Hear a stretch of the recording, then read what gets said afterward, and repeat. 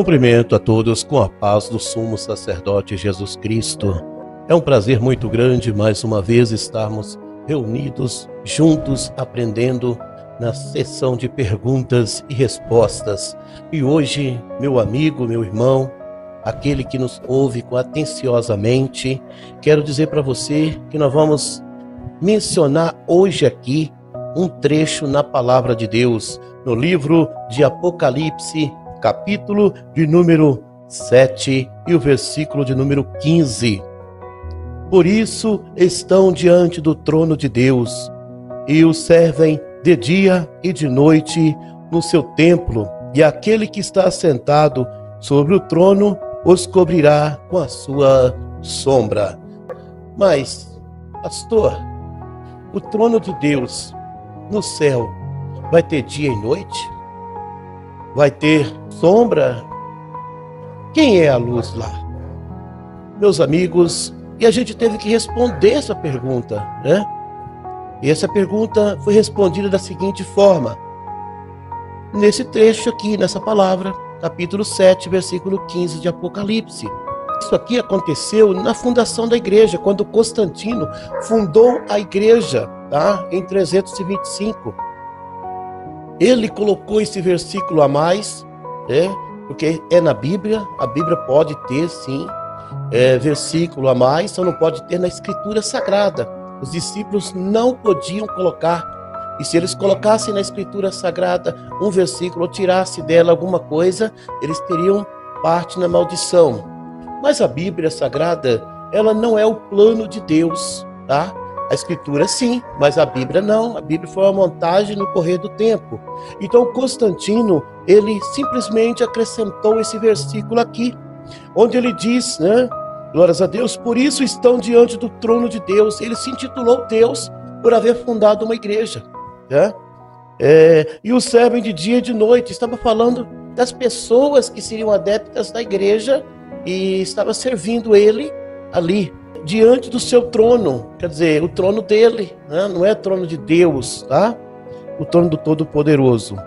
E o serve dia e de noite do seu templo, aquele que está sentado sobre o trono, os cobrirá com a sua sombra. Então o que diz a palavra de Deus? Que a sombra é o exército. Se vocês unissem a igreja que ele fundou, você estaria protegido com o exército. Então ninguém poderia aborrecer vocês, porque quando a igreja foi fundada, meus irmãos, houve ali uma união entre Estado e igreja, né? Porque, na verdade, o nome igreja é um título universal para controle das nações mundiais. Não quer dizer que seja algo sagrado, tá certo? Não quer dizer que seja algo tão assim, porque tudo aparece em Roma, né? E é colocado na Bíblia. Quando a Bíblia ela contém 2 livros mistos, a Bíblia ela contém a Escritura Sagrada e ela contém também a lei. Então são 2 livros mistos que formou a Bíblia, tá certo? Então é isso que nós estamos levando em conta. Então agora você está entendendo. Então quando aparece dia e noite no céu, não é céu, é Constantino fundando a igreja em 325 e mostrando essa realidade para as pessoas, tá bom? E agora vamos tirar uma dúvida que muitas pessoas disseram para nós, que no vídeo anterior falamos sobre a questão do céu ter sol, ter lua, ter dia e noite, e enfim. E hoje vamos falar realmente de que se trata o céu, e se trata-se de Deus, tá bom? Apocalipse, capítulo de número 22 e o versículo 5. Ali não haverá mais noite, e não necessitarão de lâmpada, nem de luz do sol, porque o Senhor Deus os ilumina e reinarão para todo o sempre. Então, meus queridos amigos, meus irmãos, nós já sabemos aqui, nessa realidade espiritual, que não necessita do sol. O próprio Deus é a luz da cidade santa. Bom, aqui realmente está falando do nosso Deus, tá? Então, hoje você pode entender essa realidade, esses fatos importantíssimos. A palavra de Deus, ela é gloriosa. Aqui está falando do nosso Deus que será a luz eterna naquele lugar. Não haverá noite, não haverá dia. Não, sempre será uma claridade imensa e gloriosa, jamais comentada antes, tá certo? Então tá aí, estamos falando do céu, verdadeiramente, do nosso Deus, esse versículo, tá bom? Uma pergunta que segue nesse momento. Zaqueu era um ladrão? Muitas pessoas até questionam isso e a gente vê muitos vídeos, ele devolvendo uma quantia para alguém quadruplicado. É verdade que ele devolveria quadruplicado a quem ele devesse, segundo a palavra, e hoje nós vamos ver se realmente é verdade o que dizem. Zaqueu era mesmo um ladrão? Fica conosco. E não esqueça de se inscrever, acionar o sininho e dar aquele like abençoado para nos incentivar nesse caminho. A palavra do Senhor no livro de Lucas, capítulo 19, e o versículo 8 e 9, diz a palavra: E levantando-se Zaqueu disse ao Senhor: Senhor, eis que eu dou aos pobres metade dos meus bens, e se numa alguma coisa tenho defraudado alguém, o restituo quadruplicado. E Jesus lhe disse: Hoje veio a salvação a esta casa, pois também este é filho de Abraão. Meus amigos, meus irmãos, não sei se você percebeu que a dúvida que muita gente tem: Zaqueu era mesmo um ladrão? E hoje você vai entender o texto lido, e que geralmente as pessoas passam por cima e não dão crédito ao texto que se descreve.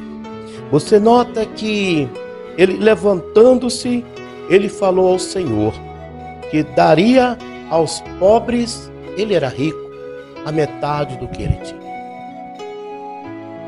Isto representa que a outra metade seria da esposa dele, ele não poderia comprometer a outra metade. E o que nós sabemos é que ele não tinha nada.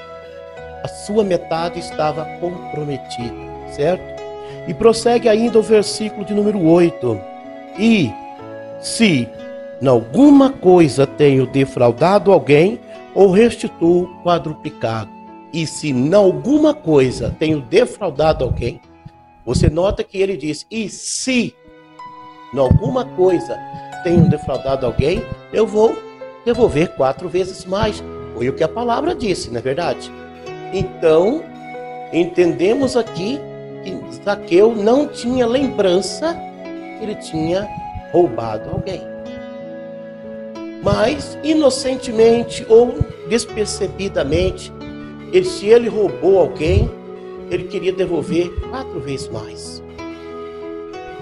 Então você nota que ele não roubou.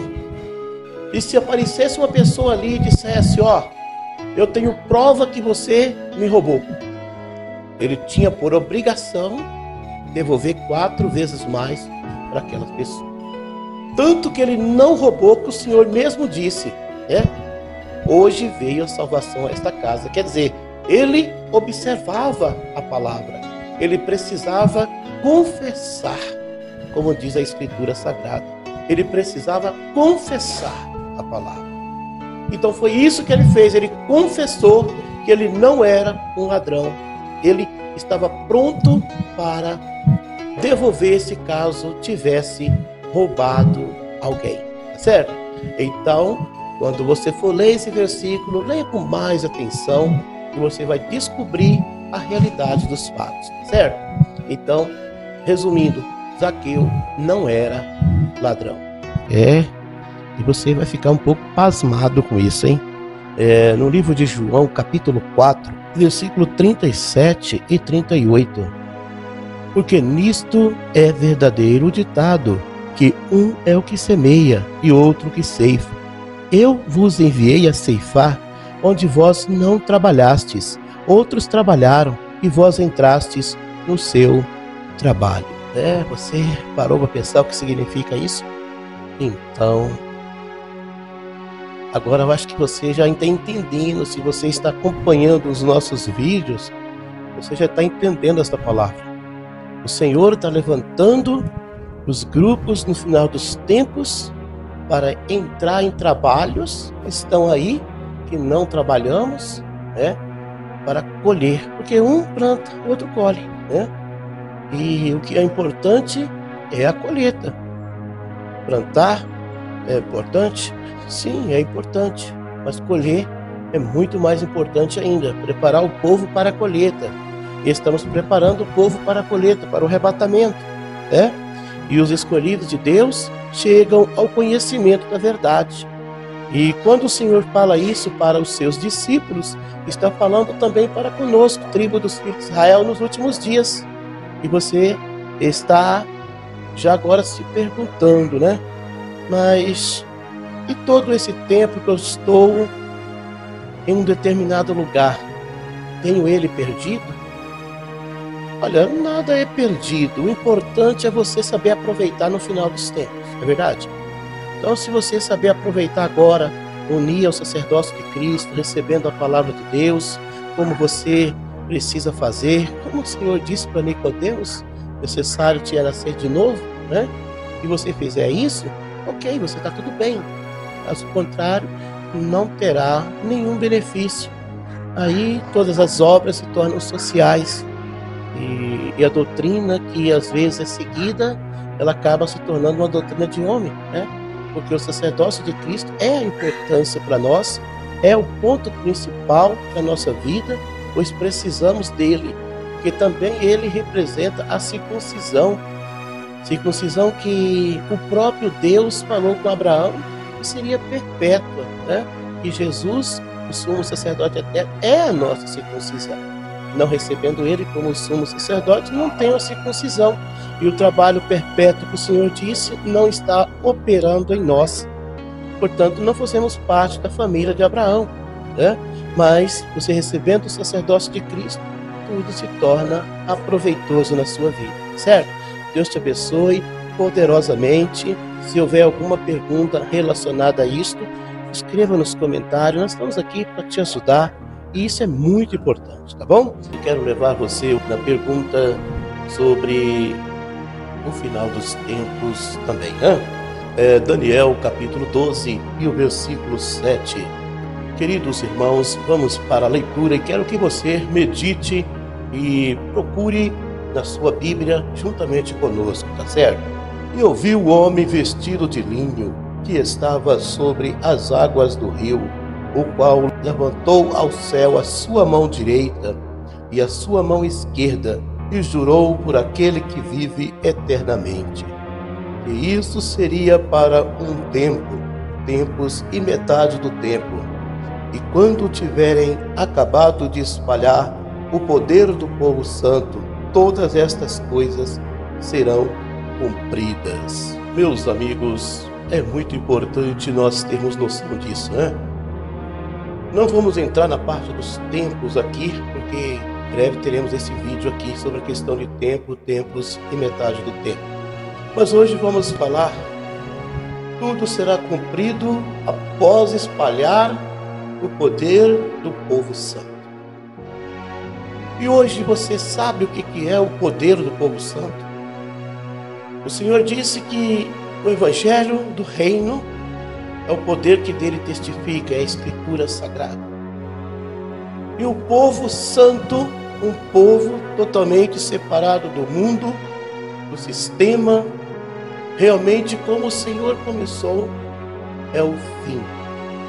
E esse Evangelho eterno, que chegou há pouco tempo, como vocês veem no livro de Apocalipse, capítulo 14, versículo 6, há pouco tempo chegou, ele havia sido banido um tempo atrás, e ele chegou e está sendo anunciado ao mundo inteiro, através dos grupos, tribos dos filhos de Israel, representados pelos 144 mil.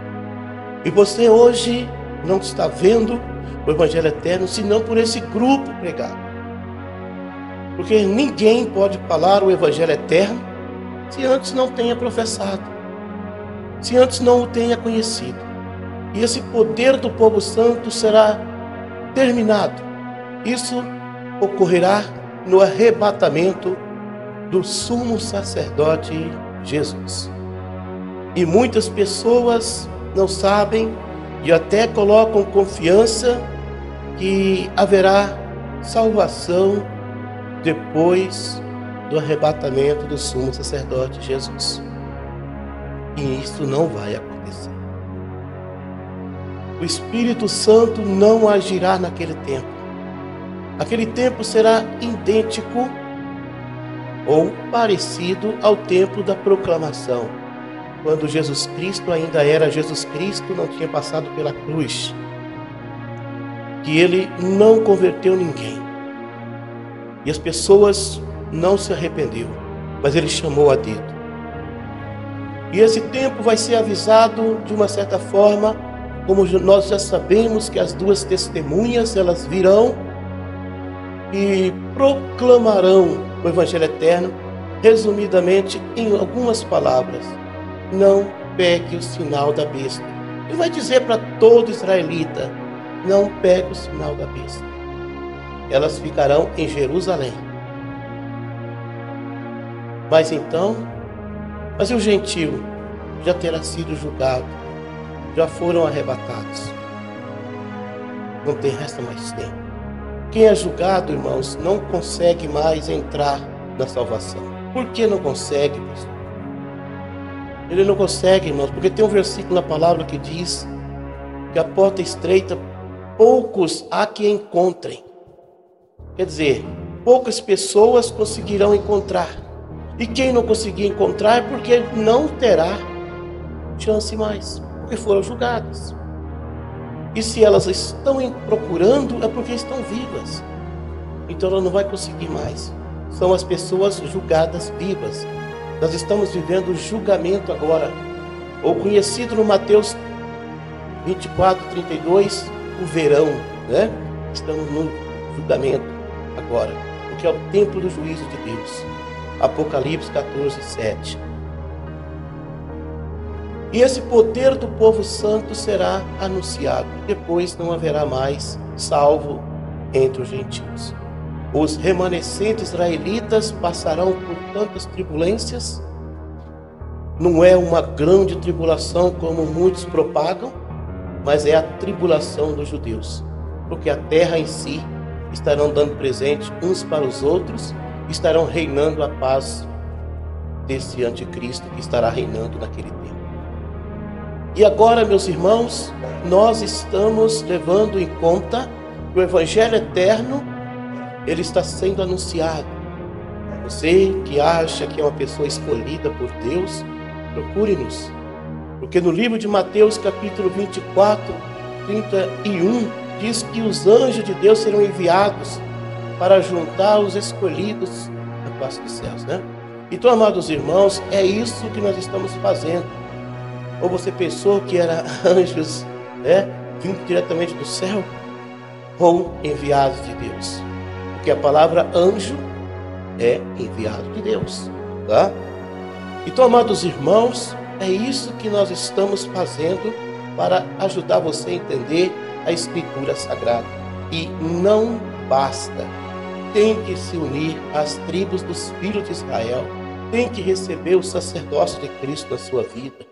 Sair do regime da lei, do sistema religioso e entrar dentro do patamar espiritual do sumo sacerdote Jesus Cristo. A perguntinha hoje é um pouquinho mais polêmica, né? Arrebatamento. Você tem a dúvida do que vamos ler agora, que seja o arrebatamento verdadeiro ou um outro arrebatamento? Vamos ler aqui? Vamos. No livro de Lucas, no capítulo de número 21, versículo 27 e 28. E então verão vir o Filho do Homem numa nuvem e com poder e grande glória. Ora, quando estas coisas começarem a acontecer, olhai para cima e levantai as vossas cabeças, porque a vossa redenção está próxima. Meus queridos irmãos, é o que hoje estamos vendo, mostrando. Muitas pessoas têm esse comportamento, dizendo que seja realmente o arrebatamento. Sim, ele não passa de um arrebatamento, mas não será o arrebatamento que nós esperamos, principalmente nós, tribos dos filhos de Israel, anunciados pelo Senhor, sumo sacerdote eterno. Esse arrebatamento aqui, quem vai arrebatar será visto nas nuvens, né? E nós que estamos esperando o arrebatamento do sumo sacerdote Jesus, já sabemos que será como um relâmpago do Oriente ao Ocidente. E o Senhor diz que quando essas coisas começarem a acontecer, levantai as vossas cabeças, né? Glorificado seja Deus. Levantai as vossas cabeças, porque a vossa redenção está próxima. Mas se não é o arrebatamento, então por que nós temos que levantar a cabeça? E a redenção está próxima. Então já é bem natural que esse seja um falso arrebatamento, que tem base fundamental também no livro de Mateus, no capítulo de número 24, no versículo 26, que diz: portanto, se vos disserem, eis que ele está no deserto, não saiais, eis que ele está no interior da casa, não acrediteis. Isso nós estamos já familiarizados a mostrar a todos os irmãos, amigos, que a realidade é os fatos mais precisos. Aleluia. No livro de Marcos, capítulo de número 13, no versículo 21, diz a palavra de Deus: e então, se alguém vos disser, eis aqui o Cristo, ou ele ali, não acrediteis. Glorificado seja Deus. Então é isso que nós estamos mostrando nesses últimos dias. Que Deus abençoe você pelo carinho de ter acompanhado conosco esta palavra. Hoje vamos falar um pouquinho sobre a questão de Daniel 12 primeiro. Tá? Você vai abrir a palavra de Deus juntamente comigo e vamos juntos ler a palavra de Deus e vamos ver o que isto significa, tá certo? Daniel 12 primeiro, assim diz: e naquele tempo se levantará Miguel, o grande príncipe, que se levanta a favor dos filhos do teu povo, e haverá um tempo de angústia, qual nunca houve, desde que houve nação até aquele tempo. Mas naquele tempo livrar-se-á o teu povo, todo aquele que for achado escrito no livro. Meus amados irmãos e amigos, talvez você tenha dúvida do que isto quer dizer. E agora você vai entender, tá bom? Um tempo que está Daniel referindo é o nosso tempo de hoje. É o tempo atual, que chega um tempo de angústia como nunca houve. Está chegando. Porque muitas pessoas, irmãos, já foram treinadas a ouvir que o tempo difícil será na tribulação. E essa tribulação não é a grande tribulação, como estão dizendo. Ela é a tribulação dos judeus, tá? Os gentios já têm passado as suas tribulações, porque esse é o tempo do gentio que estamos vivendo, tá? Do povo estranho da presença de Deus, mas que se tornou um galho da figueira, né? E agora, como diz a palavra aqui, esse tempo de angústia vai vir, será tão grande, que o Senhor enviará Miguel, o grande príncipe, que vai lutar em favor dos filhos do teu povo. Note-se que Daniel era da tribo de Judá, era da tribo de Israel, certo? Daniel, a tribo de Israel, dos filhos do teu povo. Então, quando se fala filho do teu povo, fala filho de Israel, tá? Então, filho de Israel, irmãos, é a etapa da nova aliança, porque o tempo da antiga aliança era chamado tribo de Israel, e agora na nova aliança é chamado tribos dos filhos de Israel, tá certo? Então, quando fala tribo dos filhos de Israel, está falando dos últimos dias, dos últimos momentos. É agora que estamos vivendo, tá? E essa angústia está reservada para agora, para esse momento que nós estamos vivendo, tá? E essa angústia está chegando, e o Senhor vai enviar o seu anjo Miguel. Agora, quem pode garantir o contrário? Ou quem pode provar o contrário que não seja, meus irmãos? Quando esses anjos que estão presos em cadeia, que eles chegarem e tiverem aí fazendo aquele rebuliço todo que um anjo faz, quando é liberado fazer. Então, queridos irmãos, não será uma disputa muito grande entre a luz e as trevas? Então, está em oculto essa palavra, mas nós podemos colocar as engrenagens para funcionar, certo? Então, hoje, você vai ver isso aí, tá? Você está vendo que o Daniel teve essa palavra aqui, que o anjo de Miguel vai vir para defender o filho do teu povo. E não esqueça, irmãos, o anjo Miguel não é Jesus Cristo, e sim anjo Miguel, tá? O grande príncipe do Senhor, tá certo? Então, ele vai chegar, está chegando. E quando diz também, escrito no livro, não está dizendo o livro da vida, tá? Porque quando nós unimos as tribos dos filhos de Israel, nós recebemos um título de tribo filho de Israel e temos o nosso nome num livro. E o nome do livro que Miguel vai trazer. Se você tiver escrito nesse livro, você terá a proteção de Miguel. Se você não tiver, você não vai ter. Então, essa será a separação, tá? Então, atente-se aí, fiquem atentos, prepare-se, porque é a hora de abraçar o Evangelho eterno. É a hora de receber o sumo sacerdócio de Cristo e receber a palavra da verdade, tá bom? Hoje vamos falar em nossos versículos em pergunta e resposta. Nesse momento, no livro de Mateus, capítulo 24, e o versículo 24. Porque surgirão falsos cristos e falsos profetas, e farão tão grandes sinais e prodígios que, se possível fora, enganariam até os escolhidos.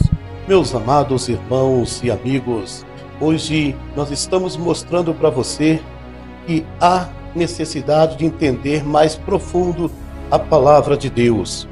Aqui está falando de pessoas que se levantariam, profetas, outros que se intitulariam Cristos, e está falando de pessoas, porque se trata de um plural, não está falando propriamente uma pessoa, mas várias pessoas, né? Então, amados irmãos, muitos estão se fazendo assim, mas como que eu me faça isso? Como eu me torne um Cristo? Como eu me acho um Cristo?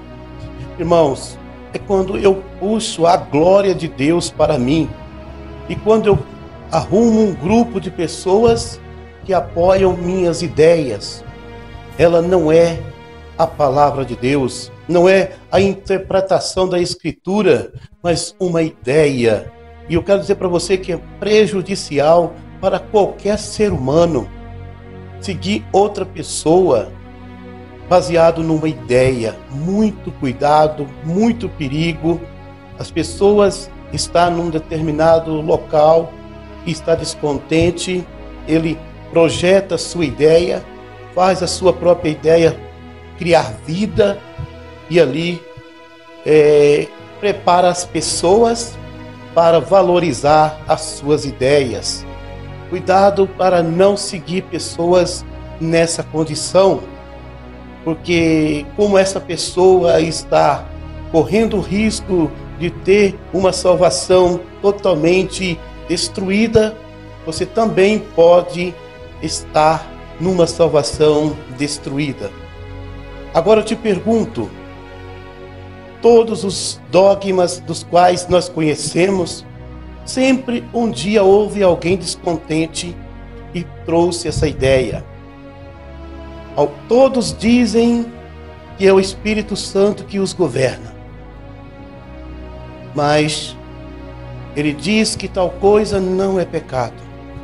Outro, com a sua ideia, diz que tal coisa é pecado. E ambos diz que o Espírito Santo falou. Ambos diz que o Espírito Santo disse que não é pecado. O outro diz que o Espírito Santo falou que é pecado. Agora eu te pergunto nesse momento, o Espírito Santo está dividido, meu amigo?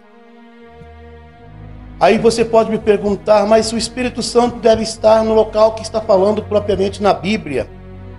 Resumindo, quem fala da Bíblia quer adquirir mais pessoas e fundamentos. Na verdade, o Espírito Santo não está em lugar nenhum.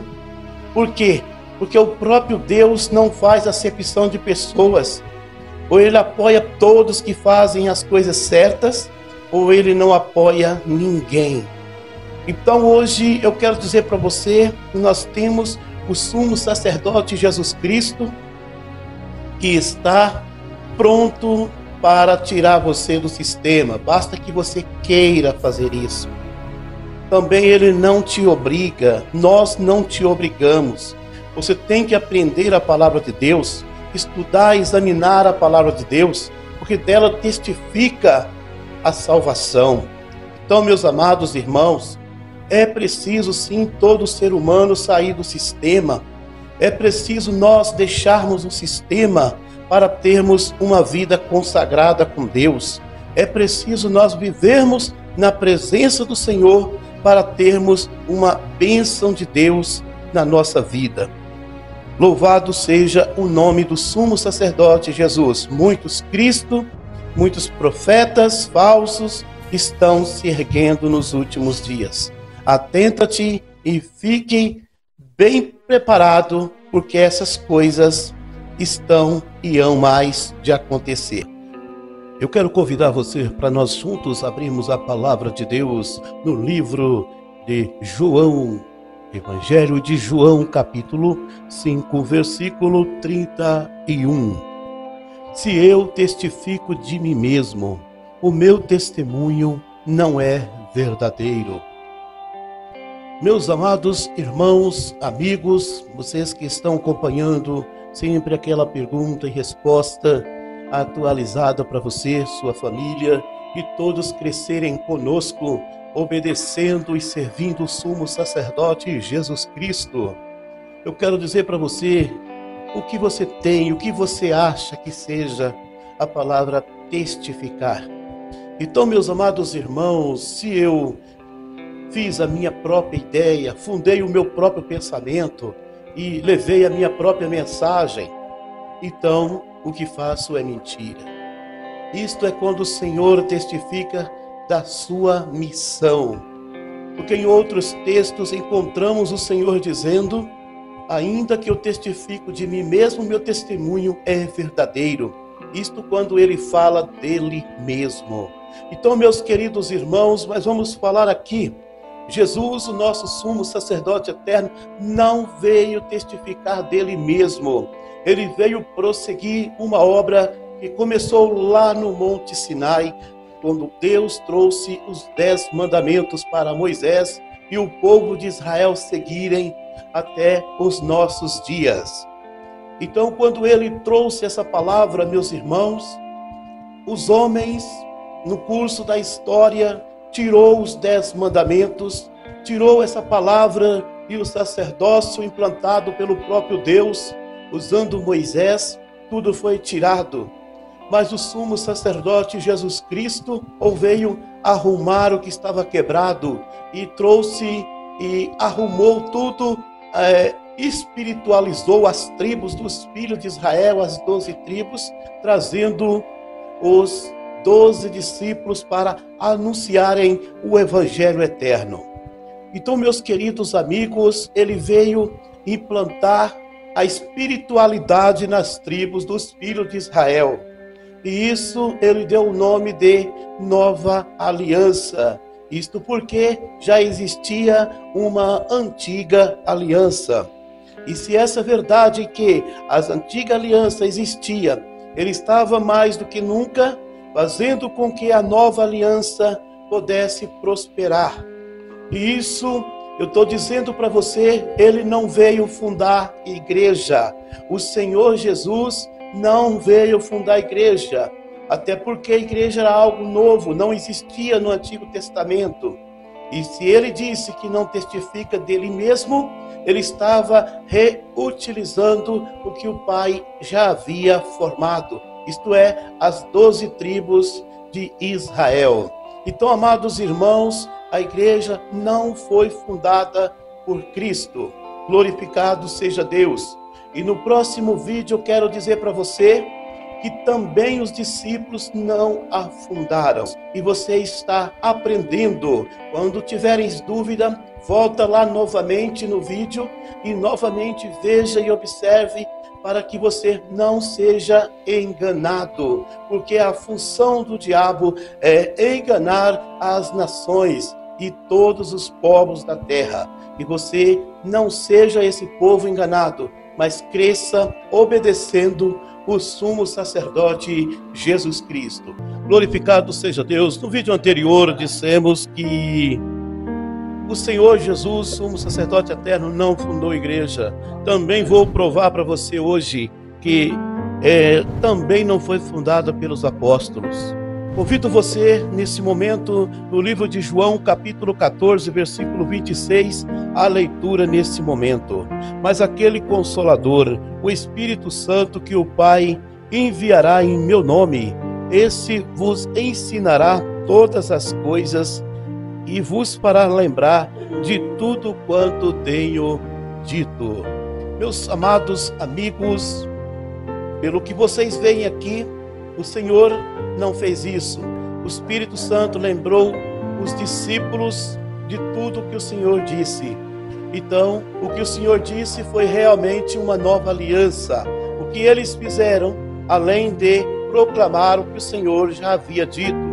Portanto, meus amados irmãos, aquela conversa, aquele costume, aquele papo de domingo, no fundo das tardes, onde que as pessoas dizem que a igreja foi fundada no Pentecoste, é algo errado, é algo que não se pode esperar, é algo que não se deve manter, porque a palavra nos disse, meus amados irmãos, que os discípulos foram lembrados pelo Espírito Santo tudo que o Senhor havia dito. E como já falamos, ele não fundou nada, porque ele não testificou dele mesmo, mas do Pai que o enviou. Os discípulos simplesmente fizeram o mesmo, anunciando que o Senhor deixou para que eles pudessem falar a palavra, o Evangelho eterno, e publicar, após a sua ressurreição, o seu sacerdócio eterno. Então hoje vocês aprendem que a igreja não foi fundada pelos discípulos. Aí você pode se perguntar, mas pastor, quem fundou a igreja? Em outros vídeos você vai acompanhar conosco essas trajetórias, tá bom? E hoje nós vamos falar aqui também uma pergunta muito importante que sempre chega conosco. Tudo começou com a igreja ou com as tribos dos filhos de Israel? Então, o que a gente quer tirar dúvida, como começou as pregações que existem atuais, tá? Começou com a igreja ou com as tribos dos filhos de Israel? Eu quero ler um versículo para você nesse momento, para tirar as tuas dúvidas, certo? No livro de Tiago, capítulo 1 e o versículo 1. Tiago, servo de Deus e do Senhor Jesus Cristo, às 12 tribos que andam dispersas, saúde.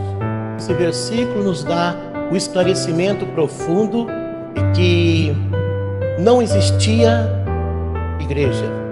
Existia as tribos dos filhos de Israel que andavam dispersas pregando o evangelho do reino, pregando a palavra do Senhor. E agora você aprenda isso, igreja. Ah, pastor, mas aparece igreja, aparece... Irmãos, para quem não sabe, para quem não está informado ainda sobre o evangelho eterno que nós estamos anunciando, é muito claro vocês entenderem, ouvirem ou lerem parte aí da igreja que marca aí. Mas a palavra igreja não era conhecida, é um título romano, tá? Não era conhecida, eram as tribos dos filhos de Israel que já existiam, mas antes de Cristo, elas eram territoriais, cada nome tinha o seu lugar. E com Cristo, os 12 apóstolos ali, representando as 12 tribos, as tribos deixaram de ser territoriais para ser ambulantes ou pessoas, tá? Então agora não é mais um lugar, mas sim pessoas. Como disse o apóstolo Tiago, as tribos que andam dispersas, saúde.